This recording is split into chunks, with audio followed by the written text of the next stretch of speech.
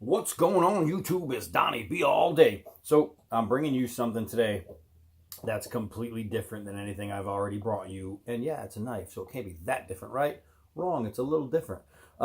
This thing is made by Rebel Wolf, right? It's a company you may or may not have heard of. It's one of those Pakistani type blades that comes out. You know, they have 1,000 different makers over there that come out with some pretty decent stuff. Some not so decent, but some is pretty decent. Rebel Wolf, I have to say, at least makes a pretty good looking blade. And that's what this one is. This is the Cherokee Trappers Dream. It's a hunting knife. It is made of Damascus steel, and I have the specs. Let's see, it's 400 layers, 1095 and 15 and 20 alloy, so at least they use the right steels. The overall length is 11 and a quarter. The blade length is just about 6.9 inches, so just 7 inches, and it is 5 millimeters thick. Let's see, we have true full tang, and the handle material is animal bone, horn, and then steel bolsters is 4.5 inches, and then you have a leather sheath. Before we get into the knife, which is cool, let's get into the sheath. It's mediocrely built, you know what I mean? It's really thin leather. Smells okay, but it's not that ooh smell of leather. The belt loop is pretty cheesy. It's just got this little rivet right there and right over there that holds it on. It's a single stitch, but the edge block is pretty well done. So I got to say that's at least decent. But it covers the knife, and that's what you want, is you want it to be able to cover the knife. Now I've been purposely hiding this part of it because I want to show you what attracted me to this blade originally, and I thought I'd like to give this a try. Check that out. Whoop. So I saw this and I thought, is that gonna suck? And I really wanted to figure that out for myself. The handle materials I really liked. I thought that was cool. I love the Damascus. I think that was cool. I like how they did a decorative spine. I like how it's a trailing point. I like how it's swedged for better penetration. The sharpness out of the box, it's not going to be taking off hairs. I tested that already. You can feel a little grit on the edge, but you know, who knows? Maybe if I bring this across my stone for a little bit, that'll probably straighten itself out real quick. You got to remember that, especially with Damascus, what happens with knives is your edge looks like this, right? And as you start using your knife, the little fibers on your edge, the steel fibers, begin to do this, right? And that's what causes dulling. It's not like this to where you can see. It's almost microscopic, but it starts doing this, and that's where dulling comes from. So by sharpening, what you're doing is you're taking these fibers and you're pushing them back together. So what I need to do is I just need to push these fibers back together, because literally if I drag my finger here, I can feel the coarse lip of the edge, which is just not a honed edge. But that doesn't mean it can't be honed. Let's just see real quick if I can even just with a piece of leather start to a little bit take some of that down. And it does, actually. It takes it down pretty quick. So I'm assuming it won't take long to sharpen this blade. But let's get into looking at it. I just want to get some of these burrs off of there. And I think that worked pretty good. So, oh, I can feel it sharper already. Just by rubbing it against leather. Oh, I got like 3 hairs on there. Wow. So yeah, just by using it on the leather, it's not substantially sharper because I only brushed it across a couple times, but it is without a doubt better. Without a doubt better. I have to say the Damascus is pretty nice. Now, right here you have, I don't know. I want to call it a choil, but really, however, it works. It feels good. Now remember, this is a hunting knife. This isn't a woodsman's knife. But if you're in the woods and it's a survival situation, this is all you have. This very quickly becomes a woodsman's knife.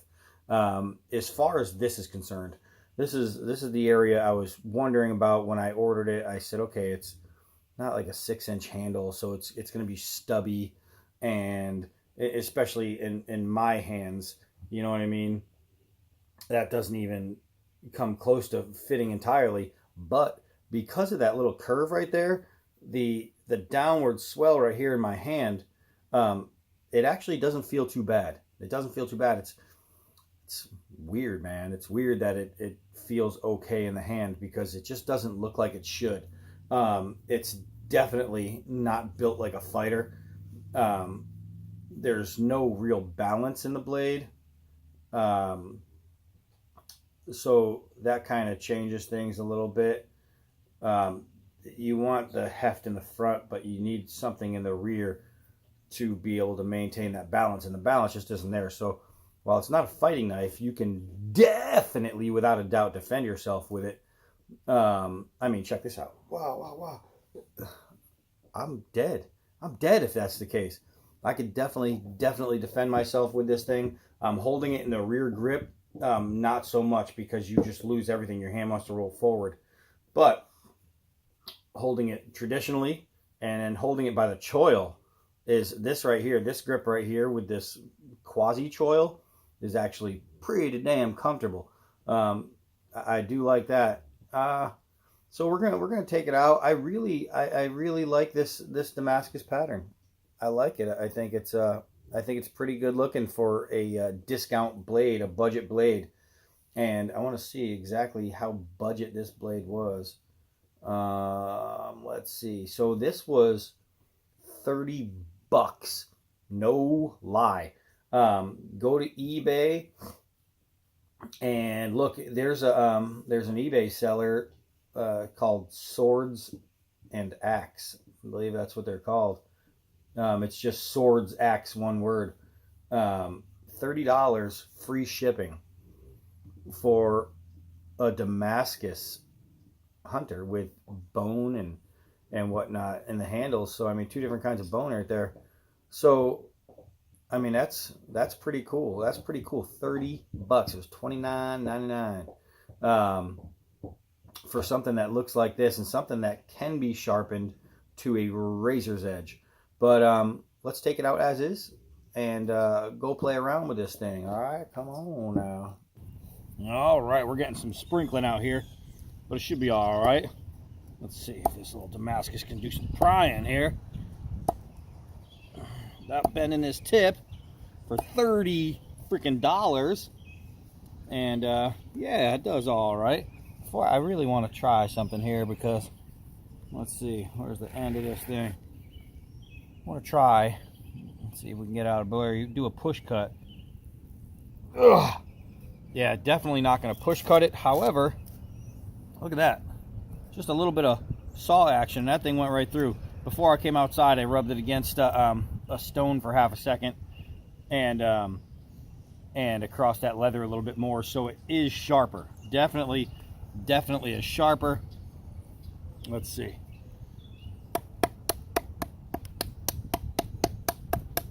All right, that's a good sign. So you can see how dark this wood is. And you see that light spot? That's all the brand new dry wood. Let's see, we got a big knot right there. All right, you can see that knot. So it's a nice hard piece. Let's see if we can't go through that. That's not too bad, man. That's not too bad. Holding up. So what I want to do now is I'm going to do a drop test and see where that balance is from a 4-foot drop. We'll just try not to hit my toes. All right, that fell pretty well. I was in there too. That thing has some bite. Do a couple downward throws. Wow, that thing's got some real bite to it. No lie, chicken pie. Or whatever that means. All right, so So let's see. Got a piece of vacuum cleaner. Golly, that's got some bite. Got a piece of vacuum cleaner hose here. Let's see. Ah, man. That was kind of simple. I'll tell you what, just a couple of quick brushes, and it definitely got significantly sharper. That's not too bad right there. And I have to say, as much as it's ugly, it's still pretty. You know what I mean? And that's saying something. It's like that girl with the huge nose, but she's gorgeous somehow, and you're like, why is she so pretty? It's like that. It's like there's just something about it that's not right, but it's still pretty. You know what I mean? And for all you girls with big noses, Donnie B all day loves you. I swear I do. All right, let's keep going. All right, so I figured it's a hunting knife. Why not stay here a bit and use it on some animal skin here? Let's see. Uh-oh, stupid Roscoe came through looking for squirrels and trees and knocked you guys down because he's a clumsy moron of a dog, which makes him still kind of cool. All right, so punctured straight through. Oh my gosh. Yeah, that's pretty nice. Look, all the water coming out of that ball. That was pretty nice. So you're talking about a hunting knife. You're going to be needing to go through pelt, stuff like that. And this knife is pretty good for that. It's pretty good for that. Let's go see if we can't get through both layers here. And it's kind of folded, so we might get 4 layers here. And it went all the way through. As you can see, where is it? Right here. That's the tip of the blade right there. So as far as hunting knife, can it go through a pelt? Yes, it can. Can it stab through multiple layers of skin? Yes, it can. Can it stand all by itself? I'm going to be on America's Got Talent. All right. That's about it. Let's keep rolling. All right. Sprinkling a little bit on me, so I probably won't stay out here too long. But let's see. Let's see if this hunting knife can be a makeshift survival knife. And it is, without a doubt, not a chopper. But it, without a doubt, can chop. This is a good way to test the strength of this edge here too. Even though it's not hard wood, it's still wood, and it's going to be a lot of what you're going to find out, well, in the woods. You know what I mean? Nobody really does survival camping in a petrified forest. So to think that you need to test a knife on something extremely hard when in the woods, you're going to find a lot of softer wood. I'll tell you, right there, not so bad. Not so bad. All right. Here we go. Here we go. Not much of a baton here, but I'm hoping it'll work. And it did. So that's good. I just needed a flat spot for kindling. Let's see here. Let's see here. Can it take some abuse? So far, so good. Let's see if it could take a little bit more abuse. Couldn't find my baton, which is exactly where I left it. All right, so that's not so bad. That's not so bad. Oh, man. Oh, man. All right, little hunter. $30 hunter. Holy moly. Look at how many there are in there. I don't know if you could even see how fine. Look at how many there are in there. So, so far, I have to say that for $30, you are getting a deal with one of these things. $30. Let's see. $30. $29 $14.99 with shipping. Money. All right, well, it's starting to sprinkle on me. I don't want to get my phone all wet. But guys, 30 bucks. Sword and Axe. I'm assuming they sell a whole bunch more. I'm gonna have to really check them out and go personally look at their store, because I haven't yet, and see how many more deals like this that I can find. I mean, look at that. Look at that. That's pretty cool. You know what I mean? It's ugly cool. And I like ugly cool because that's kind of like me. So, I don't know, man. I don't know. If you got an extra $29.99 and you're looking for a Damascus hunting knife, Rebel Wolf, is that what I said it is? I don't know. It's in the beginning of the video. I forgot. But I think that's what it is. Rebel Wolf. That's cool. That's cool. If you want something that's easy to sharpen, and that you'll most likely have to sharpen right away, but I sharpened it for like a minute, literally. And you've seen how it performed. For $29.99 free shipping. I mean, how are you going to find a Damascus blade with, you know, with free shipping for $29.99 that actually works? That's good. That's not going to fall apart. You know, that's pretty decent. So, there it is, guys. It works. Go check one of these things out, man. I'm pretty sure there's still more of them up there. And I'm pretty sure that this brand is going to be out there. And you know what this thing can do. And I'll see if I can't find some more. I'm Donnie B all day. Until next knife.